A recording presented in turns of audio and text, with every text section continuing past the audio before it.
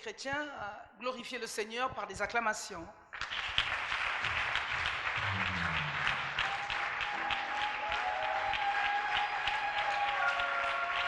Que chacun acclame le Seigneur avec joie, tout en sachant qu'il n'y a aucun Dieu sur la terre qu'on peut acclamer comme le Créateur. Nous l'acclamons parce que nous savons que c'est lui qui nous donne le souffle de vie gratuit. Nous l'acclamons parce que c'est lui notre Créateur. Nous l'acclamons parce que nous savons qu'il est notre Sauveur. C'est lui qui accorde la vie.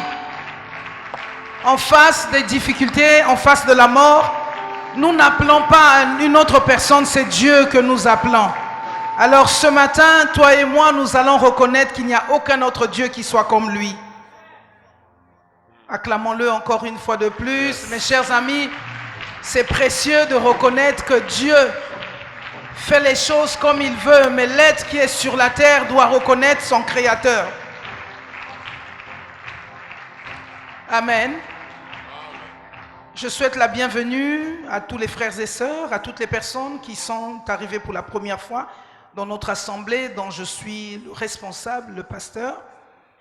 Je voudrais donc demander au pasteur de siège d'élever une prière pour recommander ces moments entre les mains de notre Créateur. Nous vous prions de vous asseoir.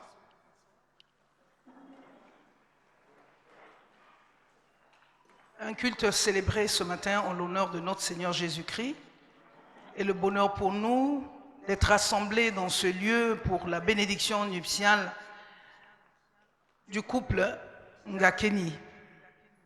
Je me tiens ici en tant que pasteur pour le service de la parole. Nous allons ouvrir nos Bibles. Je ferai une exhortation concernant le mariage.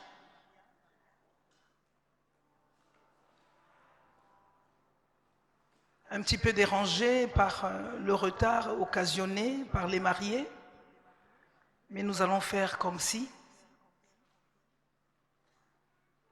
Je bénis le Seigneur, car la Bible dit que toute chose concourt au bien de ceux qui aiment Dieu, n'est-ce pas?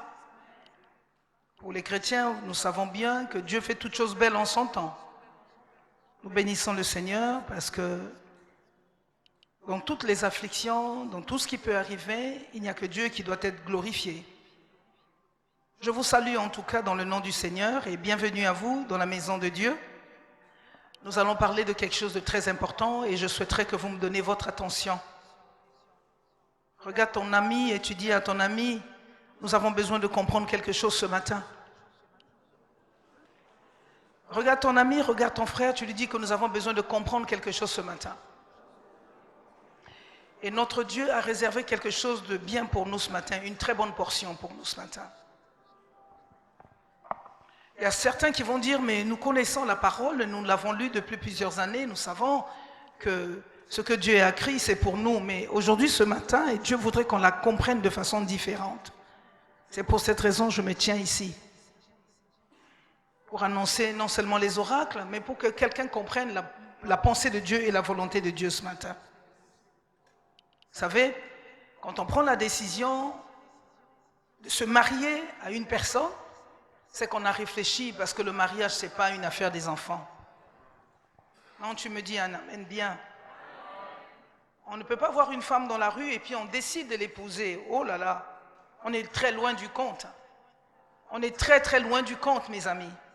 Et beaucoup de personnes pensent qu'il suffit d'aimer une personne que cela crée le bonheur. Ce n'est pas vrai, vous êtes très très loin de l'objectif pour lequel vous avez été appelés. En réalité, nous allons lire la parole de Dieu et moi j'aime la lire dans la version Le Semeur. Il y a Scofield, il y a la Bible Sainte, il y a énormément de versions. Mais moi j'aime la lire dans la version Le Semeur, simplement parce que je trouve l'explication que Dieu donne dans la version Semeur, elle correspond beaucoup plus à ma façon de penser, à ma façon de voir les choses. Je la trouve plus explicite. Alors je vais demander à quelqu'un de lire dans la version Le Semeur. Non, nous lisons d'abord dans la version Scofield. Quelqu'un a la Bible? Nous allons faire participer tout le monde. Est-ce que quelqu'un a la Bible? Amen. Si tu as la Bible, tu ouvres.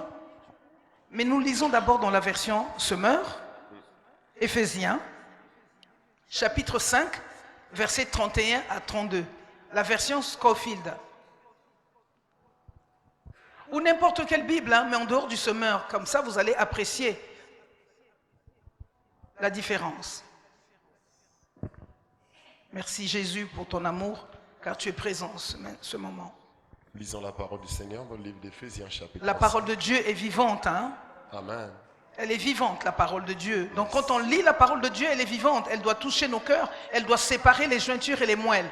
Donc, quand on lit la parole de Dieu, on peut l'actualiser par notre foi. Elle est actuelle, la parole de Dieu. On l'actualise par notre foi.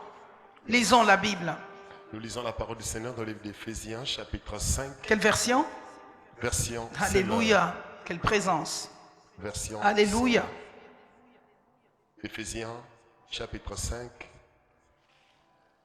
versets 31 à 32, version Semeur, au nom de Jésus. Non, version Scofield d'abord. Version Scofield. Je lis au nom puissant de Jésus. C'est pourquoi l'homme quittera son père et sa mère et s'attachera à sa femme. Et les deux deviendront une seule chair. 32. C'est un grand mystère. Je dis cela par rapport à Christ et à l'Église. C'est un Grand mystère. C'est un Grand mystère par rapport à Christ. à Christ. Yes. Voyez-vous, la Bible dit que c'est un grand mystère. Mes chers amis, bien-aimés dans le Seigneur, chers parents, chers amis, quand on lit la Bible sans révélation, on la lit comme ça. Mais la Bible dit qu'après le verset 31, quand vous suivez, c'est un grand mystère. Donc le mariage, ce n'est pas pour les enfants. Ce n'est pas aussi seulement pour les amoureux. On n'épouse pas une femme ou on n'épouse pas un homme parce qu'on en est amoureux. Ce n'est pas possible de continuer à vivre la vie avec cette personne qu'on choisit si on est seulement amoureux. Non, il faut bien plus que ça. Quelqu'un me dit amen? Il faut bien plus que ça. C'est pour cette raison que je dis que le mariage, ce n'est pas pour les enfants. Ce n'est pas pour les enfants le mariage. C'est pour les personnes qui sont engagées et c'est pour des personnes responsables. Dis avec moi responsable. Responsable. Dis avec moi responsable. Responsable. Voilà. Quand on n'est pas assez prêt, quand on n'est pas assez préparé, on ne va pas prendre l'enfant des gens. On ne va pas prendre une femme pour la mettre sous notre leadership, pour la faire souffrir. Oh oh. Je dis quelque chose de bien à quelqu'un? On ne va pas prendre l'enfant de quelqu'un pour la mettre sous votre leadership et pour un objectif, la faire souffrir. Parce qu'il faudrait que nous soyons responsables. Donc le mariage, c'est pour des gens responsables. Parce que c'est un mystère.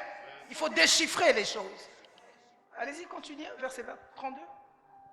J'en ai fini avec la version 32 pour terminer. Dans Oui, la version 32. 32. Oui.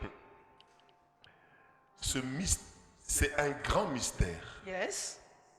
Je dis cela par rapport à Christ et à l'Église. Amen. Les pasteurs ont souvent l'habitude de lire une partie, mais ils ne lisent pas l'autre partie. Et puis on lit si rapidement qu'on n'en tire pas les bénéfices justement de ce que Dieu veut nous dire. Ah, je suis sûr que ce matin, tout le monde me regarde en disant « Oh, au fait, pasteur, prophète, nous n'avons jamais lu le contenu, nous n'avons pas bien lu. » Alors qu'il y avait quelque chose en bas. Alléluia. Alors on va lire la version « Le semeur ». Le Semeur. Je lis au nom du Seigneur Jésus. Nous rendons grâce à Dieu. Comme Dieu l'a écrit. Voilà. Dans la version Le Semeur, vous avez vu le début? Comme. Dans la version Scofield, on dit c'est pourquoi. Mais dans la version Le Semeur, la Bible dit comme Dieu l'a écrit. C'est pourquoi l'homme quittera son père et sa mère pour s'attacher à sa femme. Et les deux deviendront un seul être. C'est pourquoi l'homme quittera son père et sa mère pour s'attacher. Yes.